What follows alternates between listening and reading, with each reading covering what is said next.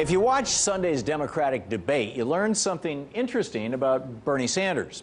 He voted for the Commodity Futures Modernization Act, something Hillary Clinton was all too eager to point out when the two of them got to talking about Wall Street reform.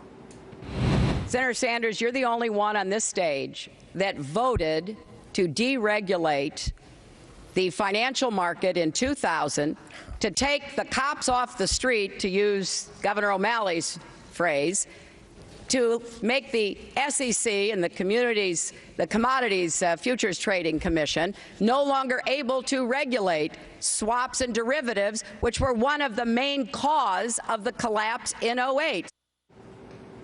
Sounds pretty bad, right? I mean, the guy who goes on and on about how bad Wall Street is actually voted for the bill that crashed the economy? So much for all that political revolution stuff. But here's the thing. Hillary Clinton isn't telling a true story about Bernie Sanders and his vote for the Commodity Futures Modernization Act, the CFMA. She's not telling a true story.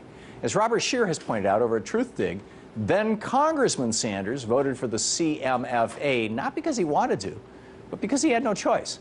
The CMFA had been shoved into an omnibus spending bill at the last minute, at the end of the year, as part of a deal between Republicans and President Bill Clinton. This is in 2000.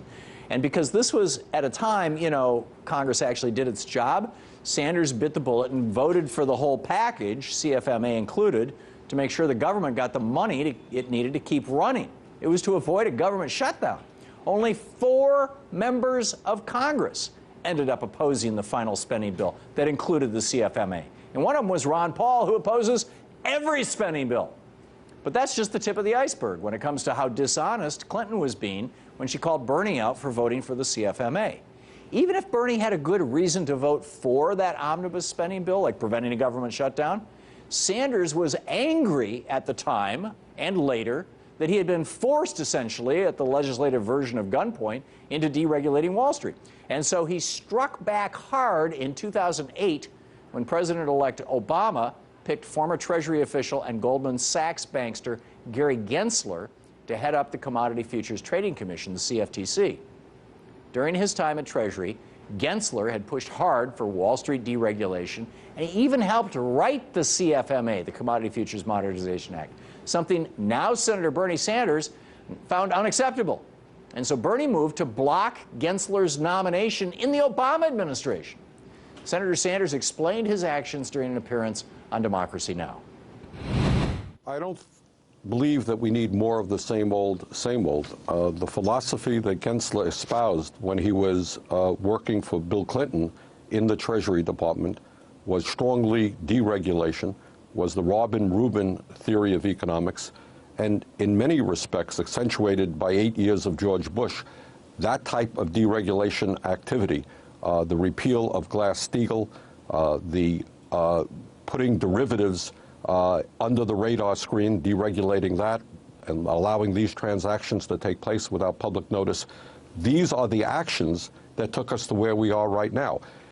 Although Sanders did succeed in blocking Gensler's nomination, his victory was short-lived. The hold was only temporary, and the Senate ended up approving Gensler as head of the CFTC on March 16, 2009. He held that post until 2014, when he was succeeded by Timothy Massett. So what's Gary Gensler, the guy who promoted the CFMA? What's this guy up to today? Oh, nothing big. He's just the chief financial officer for the Hillary Clinton campaign. Let's sink in. Yeah, that's right. The CFO of the Hillary Clinton campaign. Now, you might be saying, whoa, wait a minute. Didn't Hillary Clinton just attack Bernie Sanders for voting for the Commodity Futures Modernization Act? Can he seriously go after him? Or can she seriously go after Bernie for that when her CFO is the guy who helped write it? Well, she can and she did. This is apparently what the Clintons do. They play dirty. But it doesn't make it right, and it doesn't make it good for the Democratic Party. One of the really admirable things about the Democratic race for president so far has been the absence of the kind of nasty, dirty politics that we see all too often on the other side of the aisle among Republicans. We Democrats actually have real debates about real issues, and we should keep it that way. And a candidate running for major office, as a candidate, Hillary Clinton has every right to point out her opponent's track record on key issues. But she should do it honestly. She should do so in a way that enlightens the public instead of confusing us like this. Senator Sanders, you're the only one on this stage that voted to deregulate the financial market in 2000. If that dishonest attack on Bernie Sanders' CFA vote is just a preview of where the Clinton campaign intends to take this race, then we're in for a long and very distressing primary season.